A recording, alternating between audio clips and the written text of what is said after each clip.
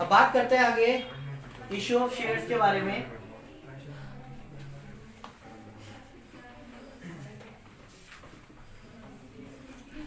जैसा कि मैंने आपको बताया शेयर्स का मतलब क्या होता है, पार्ट ऑफ कैपिटल। तो अब यहाँ पे शेयर्स के भी आपके टाइप होते हैं। तो 2 टाइप्स ऑफ शेयर्स हैं।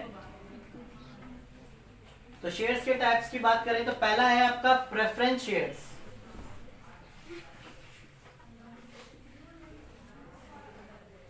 जो कि नाम से पता लग रहा है प्रेफरेंस शेयर्स, और दूसरे हैं आपके इक्विटी शेयर्स। तो जो प्रेफरेंस शेयर्स है, नाम में पता लग रहा है कि प्रेफरेंस दी जा रही है दोनों के कंपैरिजन में, कि किसी चीज को लेकर इसको प्रेफरेंस है। ठीक है, वो किस चीज को लेके है, डिविडेंड को लेकर।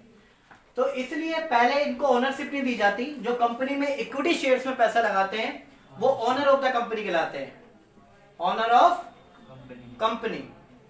और बात की जाए प्रेफरेंस शेयर्स की, तो ये कंपनी का ओनर नहीं होते, not owner of company, right. पर बदले में इनको फिक्स रेट ऑफ डिविडेंड दिया जाता है, फिक्स रेट ऑफ डिविडेंड। अगर डिविडेंड की बात की जाए तो इक्विटी शेयर्स को बाद में दिया जाता है और प्रेफरेंस को पहले दिया जाता है, वो भी फिक्स रेट से, no fix rate of dividend. Last में जो भी कुछ बचता है कंपनी में वो सब इक्विटी शेयर होल्डर के लिए बढ़ जाता है, चाहे वो ज्यादा है चाहे वो कम है। बट प्रेफरेंस शेयर्स को पहले से डिसाइड होता है कि आपको इतना रेट ऑफ डिविडेंड दिया जाएगा, 5%, 10%, 15%, इस टाइप से। तो प्रेफरेंस शेयर्स के आगे एक रेट लिखा होता है, तो वो रेट आप कंफ्यूज मत होए, वो आपके रेट ऑफ डिविडेंड को प्रेजेंट करता है। लाइक आपके अगर ऐसे दिया हुआ है 12% प्रेफरेंस शेयर्स, तो ये जो आपका रेट है ये आपका रेट ऑफ डिविडेंड होगा, राइट। तो इस चैप्टर में अगर प्रेफरेंस शेयर्स के साथ में कोई रेट लिखा हुआ है तो आपको कंफ्यूज नहीं होना, वो रेट ऑफ डिविडेंड है, वो आपको एज इट इज चिपकाना है, जहां लिखा होगा वो एज इट इज। उससे रिलेटेड आपका कोई सिलेबस में कोई पॉइंट नहीं है। क्लियर है। तो प्रेफरेंस शेयर्स कंपनी के मालिक नहीं होते, इक्विटी शेयर्स कंपनी के मालिक होते हैं। फिक्स रेट ऑफ डिविडेंड दिया जाता है प्रेफरेंस शेयर होल्डर को, इक्विटी शेयर होल्डर को कोई फिक्स रेट्स ऑफ डिविडेंड नहीं दिया जाता, इसलिए इनको वोटिंग राइट भी नहीं होता, नो वोटिंग राइट्स। तो वोटिंग राइट किसको है, किसी बात में बोलने का अधिकार किसको होगा, ओनली इक्विटी शेयर्स को। तो इक्विटी शेयर्स को वोटिंग राइट है और इनको आपका नहीं है। तो ये इनके अंदर मेन डिफरेंसेस हैं कि इक्विटी शेयर्स क्या है और प्रेफरेंस शेयर्स क्या है। Preference word rate of dividend को लेकर ही नाम रखा गया है कि पहले इसको दिया जाएगा देन इसको दिया जाएगा, राइट।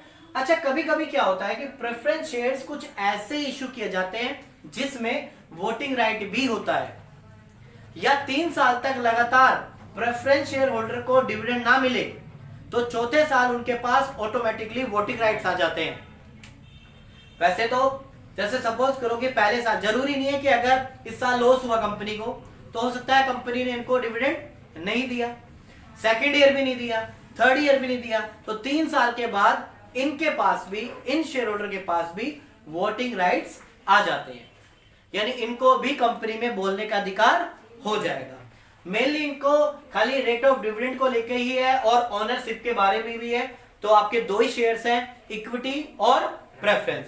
हालांकि प्रेफरेंस के भी बहुत सारे टाइप्स होते हैं, तो वो भी यहाँ पे जानने इतने जरूरी नहीं है। फिलहाल यही जाने कि शेयर्स आपके क्या क्या है। जब आप क्वेश्चंस करेंगे तो वहां पे आपको बताया जाएगा कि क्वेश्चन में ये इक्विटी शेयर्स का क्वेश्चन है या फिर, तो आपको शेयर से पहले प्रेफरेंस या इक्विटी लगाना कंपलसरी है, इस चीज का ध्यान रखना।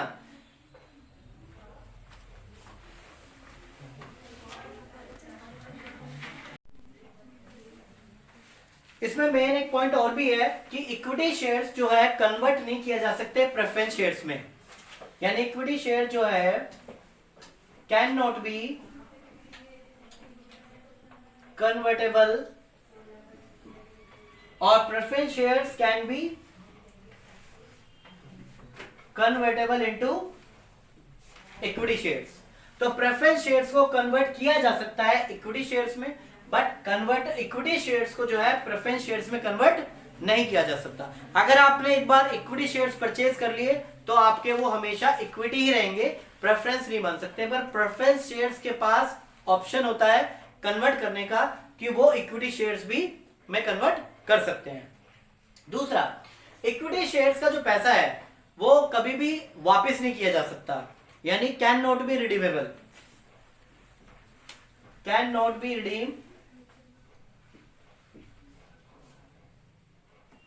बट एक कंडीशन में होगा पैसा वापसी, जब कंपनी की लिक्विडेशन होगी, यानी जब कंपनी बंद हो जाएगी तो ही इक्विटी शेयर्स का पैसा वापस किया जा सकता है। यहां पे can be redeem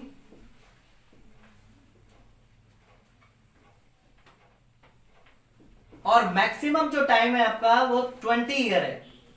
preference shares का पैसा 20 साल से ज्यादा आप नहीं रख सकते। और भी एक डिटेल में है कि अगर इंफ्रास्ट्रक्चर कंपनी है तो वो 30 ईयर के अंदर अंदर आपका पैसा वापस करेगी।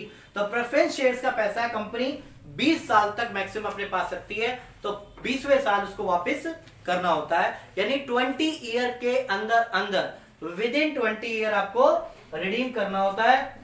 ये भी पॉइंट है आपका, ये थोड़ा एडवांस पॉइंट है आपके लिए।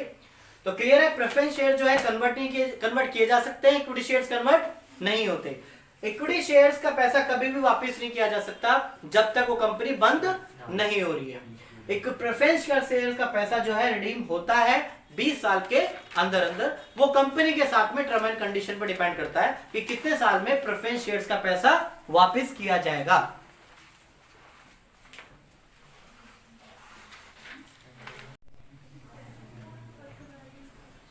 नेक्स्ट टॉपिक है आपका टाइप्स ऑफ कैपिटल, यानी टाइप्स ऑफ शेयर कैपिटल। आप ये कहें इसको टॉपिक को, टाइप्स ऑफ शेयर्स कैपिटल। तो शेयर कैपिटल में आपके 3 तरह के टाइप्स हैं। पहली टाइप की कैपिटल है जिसको बोलते हैं ऑथराइज्ड कैपिटल, जिसका दूसरा नाम नॉमिनल कैपिटल या तीसरा नाम इसका है रजिस्टर्ड कैपिटल। 1 मार्कर क्वेश्चन बनता है यहाँ पर। कभी कभी आपको अल्टरनेट नेम पूछ लेते हैं कि रजिस्टर्ड कैपिटल का कौन सा नाम है दूसरा, या फिर ऑथराइज्ड कैपिटल का नाम क्या है। अब ऑथराइज्ड कैपिटल होती क्या है, जब कंपनी स्टार्टिंग में रजिस्टर्ड की जाती है रजिस्ट्रार के पास में, तो वहां पे कैपिटल बतानी होती है कि कितनी कैपिटल के लिए आप रजिस्टर्ड करोगे, यानी कंपनी की मैक्सिमम कैपिटल क्या होगी, दैट इज ऑथराइज्ड कैपिटल। और उसी कैपिटल से जो है कंपनी को रजिस्टर किया जाता है कि मैक्सिमम कैपिटल कंपनी की इतनी है। अब उस कंपनी को, यानी उससे ज्यादा कंपनी शेयर्स को इशू नहीं कर सकती, उससे ज्यादा कैपिटल आप नहीं रख सकते। अब उसमें से कितनी आप इशू कर रहे हैं, यानी पब्लिक से जो पैसा आप मांग रहे हैं, that is issued capital, right. जैसे सपोज करो कि आपके पास 2 लाख शेयर्स हैं, पर आप 2 लाख शेयर्स के आपको पैसे की जरूरत नहीं है, आपने 1,50,000 शेयर्स यानी 1.5 लाख शेयर्स ही आपको पब्लिक से चाहिए। तो 1.5 लाख का शेयर्स आपका पैसा मांगोगे तो वो कौन सी कैपिटल होगी, आपके इशूड कैपिटल, यानी जो पब्लिक में आपने इशू की है। लास्ट है आपकी सब्सक्राइब कैपिटल। जैसे आप चैनल सब्सक्राइब करते हो तो इसी तरह से कंपनी ने पब्लिक ने आपके शेयर्स कितने खरीदे, वो होती है सब्सक्राइब कैपिटल। कितने लोगों ने सब्सक्रिप्शन डाली है, यानी कि आपके शेयर्स कितने लोग खरीदने के लिए तैयार है, वो होती है सब्सक्राइब कैपिटल। अब उसमें 2 कैटेगरी है, subscribe capital fully paid up और subscribe capital not fully paid up. Subscribe capital में से किसके पैसे पूरे आ चुके हैं और किसकी मनी पूरी रिसीव नहीं हुई है। तो सब्सक्राइब फुली पेड अप में जिसके पैसे आ चुके हैं पूरे, और नॉट फुली पेड अप में जिसके शेयर्स के पैसे पूरे नहीं आए हैं। तो सब्सक्राइब कैपिटल विद फुल्ली और विद नॉट फुल्ली, राइट। तो 3 तरह की कैपिटल आपकी, ऑथराइज्ड, इशू और सब्सक्राइब। सब्सक्राइब में फुली पेड अप और नॉट फुली पेड अप।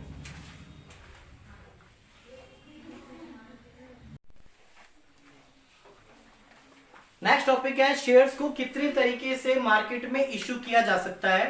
तो पहला होता है शेयर्स को एट पार पे इशू करना। तो पार का मतलब क्या होता है, लाइक आपके शेयर्स की वैल्यू आपने डिसाइड की 10 रुपीज और आप उसको सेल भी मार्केट में कितना में कर रहे हैं, 10 रुपीज में कर रहे हैं, तो उसको बोलेंगे कि शेयर इशू एट ए पार। जितने कंपनी ने डिसाइड की वैल्यू उतने में ही उसको सेल किया, that is par value. Premium क्या होता है, शेयर्स की वैल्यू आपके 10 रुपीज है, पर आपने शेयर्स को इशू किया कितने पे, 12 पे, तो कितना एक्स्ट्रा यहाँ पे 2 रुपए एक्स्ट्रा ले जा रहे हैं। ये होगा आपका प्रीमियम पे इशू करना। ये वो कंपनी करती है जिनकी गुडविल ऑलरेडी मार्केट में बहुत अच्छी है, जो कहती है कि पास्ट ईयर की सर्विस में कि हमारे यहाँ पे जिसने भी पैसा लगाया है उसको रिटर्न बहुत अच्छा मिला है। तो ऐसी कंपनी अपने शेयर्स को किस पे इशू करती है, एट प्रीमियम पे। तो जो एक्स्ट्रा यहाँ पे 2 रुपीज है वो प्रीमियम हो गया, यानी 10 का शेयर्स आप 12 में इशू कर रहे हैं।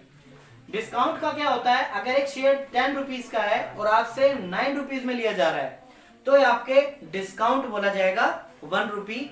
बट डिस्काउंट जो है शेयर्स इशू नहीं किए जाते एज पर 2013 एक्ट। 2013 में एक्ट आया कि आप किसी भी शेयर्स को डिस्काउंट पे इशू नहीं कर सकते।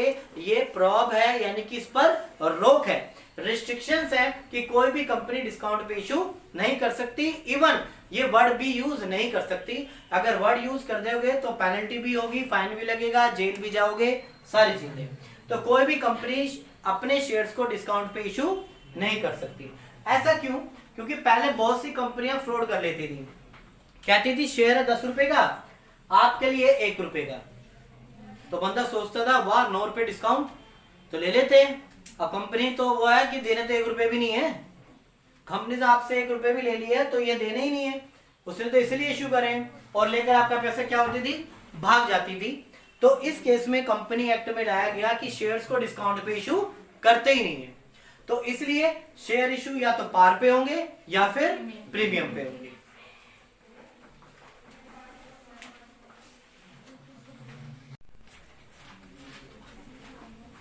नेक्स्ट टॉपिक आपका डिमांड मनी। डिमांड मनी का मतलब क्या है, सपोज करो कि आपने किसी कंपनी में इन्वेस्ट किया अमाउंट 1 लाख रुपीज। तो ऐसा नहीं है कि कंपनी आपसे on the spot 1 lakh rupees ले लेगी, यानी 1 लाख रुपए आपसे ले लेगी, ऐसा नहीं होता।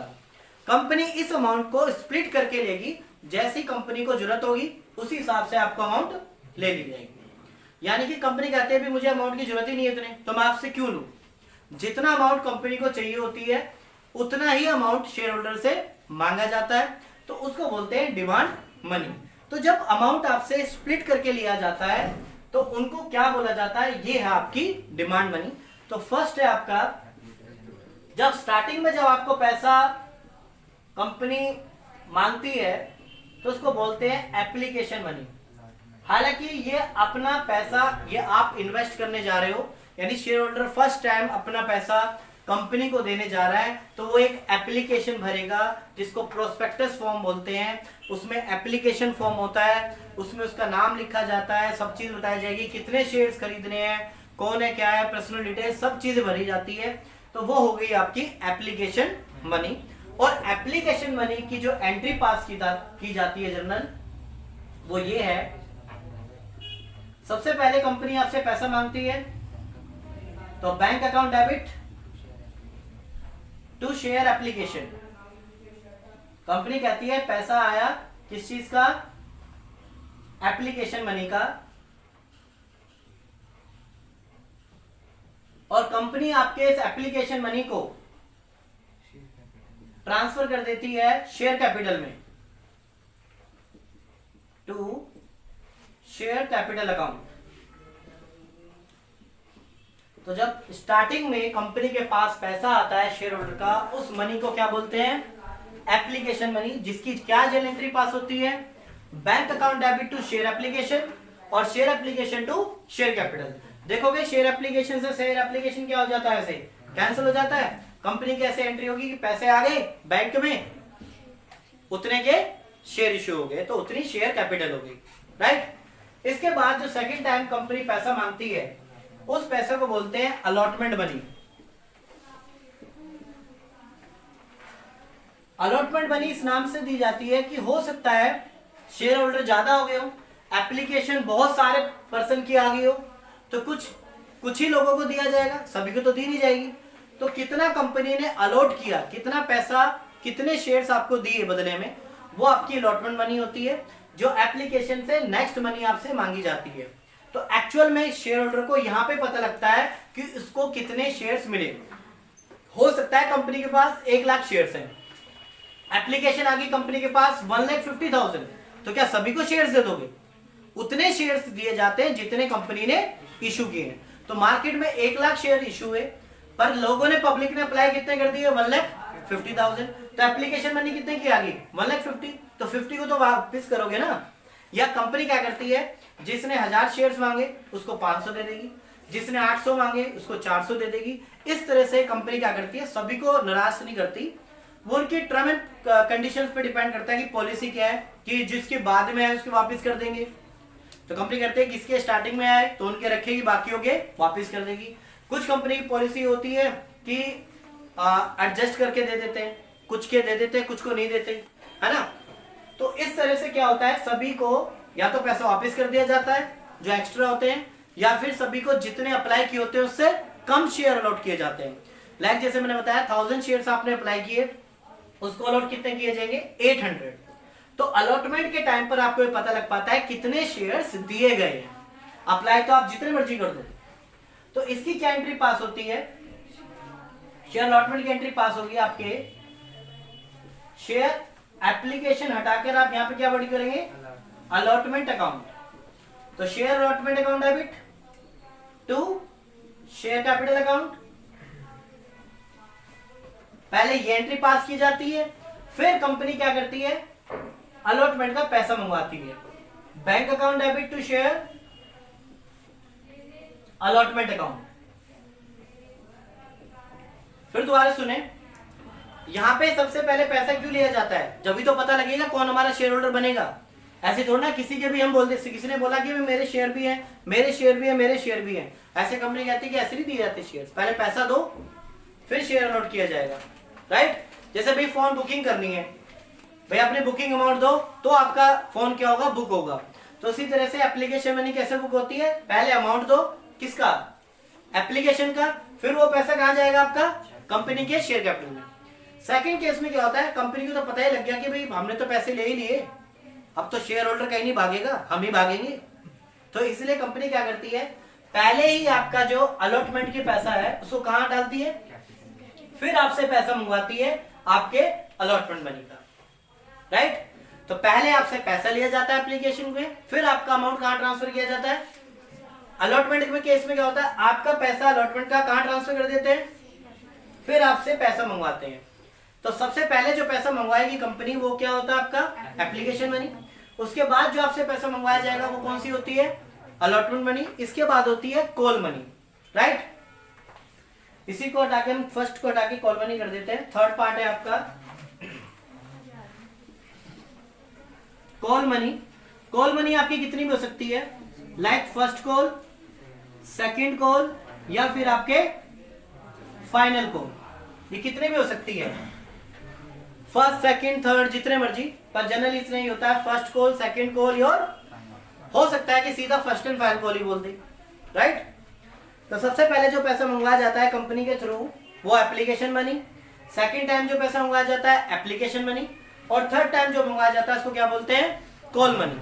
और कॉल मनी डिपेंड करता है कि कौन सी है। तो बस आपको क्या चेंजेस करना है, ये जो अलॉटमेंट वाली एंट्री थी वहां से आपको अलॉटमेंट हटाना है, और यहाँ पे चेंजेस करके क्या लिख देना है, फर्स्ट है तो फर्स्ट कॉल, फाइनल है तो फाइनल कॉल। अगर फर्स्ट कॉल है तो यहाँ पे फर्स्ट कॉल चेंज कर दोगे, सेकंड कॉल है तो यहाँ पे सेकंड और सेकंड कॉल चेंज कर दोगे, फाइनल कॉल है तो यहाँ पे आप फाइनल कॉल वर्ड यूज कर दोगे। अलॉटमेंट हटाकर आपको क्या लिखना है, खाली फर्स्ट कॉल, सेकंड कॉल या फाइनल कॉल। इस तरह से इसकी जिल एंट्रीज पास की जाती है और इनके बेस पर फिर आगे क्वेश्चंस किए जाएंगे। तो ये बतानी थी डिमांड मनी, कंपनी आपसे इकट्ठा पैसा नहीं लेती है, इंस्टॉलमेंट में पैसा लेती है। तो वो इंस्टॉलमेंट के नाम क्या है? एप्लीकेशन मनी, अलॉटमेंट मनी और इनके टाइम टू टाइम होता है, इनके बीच में 1 महीना 2 महीने टाइमिंग होता है, तो उसके हिसाब से आपसे पैसा मांगा जाता है।